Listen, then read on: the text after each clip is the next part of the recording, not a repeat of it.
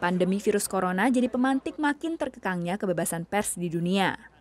Indeks kebebasan pers yang diterbitkan kelompok advokasi hak wartawan, Reporters Without Borders, menunjukkan meningkatnya tekanan terhadap pers oleh pemerintah, terutama dalam peliputan wabah COVID-19.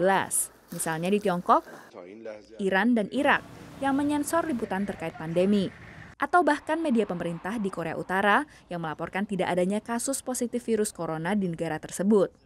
Some of the states that were already cracking down on press freedom have accelerated those crackdowns now, and others, and actually some of the same states, are targeting journalists who are trying to report the truth about what's happening in their countries and retaliating against those who do. Now we can see that actually the absence of press freedom or severe restrictions on it can have at times deadly consequences. Aktivis menilai bahkan di negara yang sistem demokrasinya sudah mapan seperti Amerika Serikat dan Inggris, sulit untuk menuntut transparansi pemerintah di masa pandemi virus corona.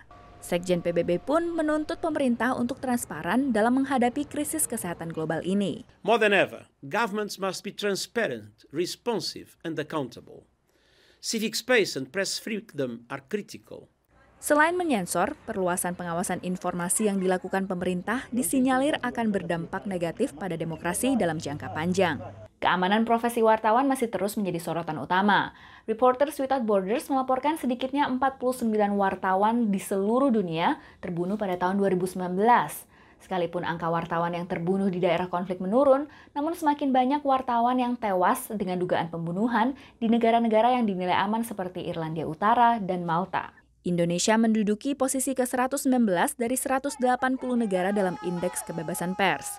Naik 5 peringkat dari tahun lalu, namun masih menempatkan pers Indonesia dalam kategori rentan persekusi. Saat ini kebebasan pers di Indonesia sedang mendapat ujian yang sangat besar. Revisi Undang-Undang Kitab Hukum Acara Kitab KUHP misalnya, itu memuat pasal-pasal yang bisa membelenggu pers, misalnya penghinaan terhadap kepala negara dan seterusnya.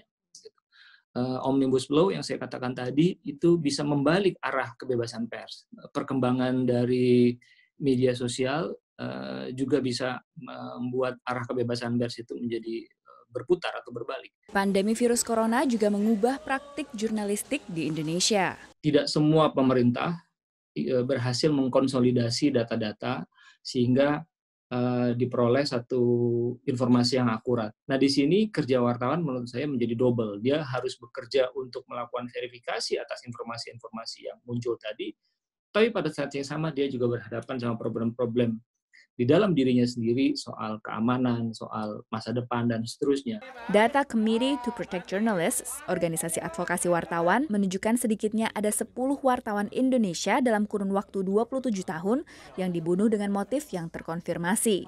Sementara puluhan kasus pembunuhan wartawan masih belum terselesaikan. Dari Washington DC, Virginia Gunawan dan tim VOA.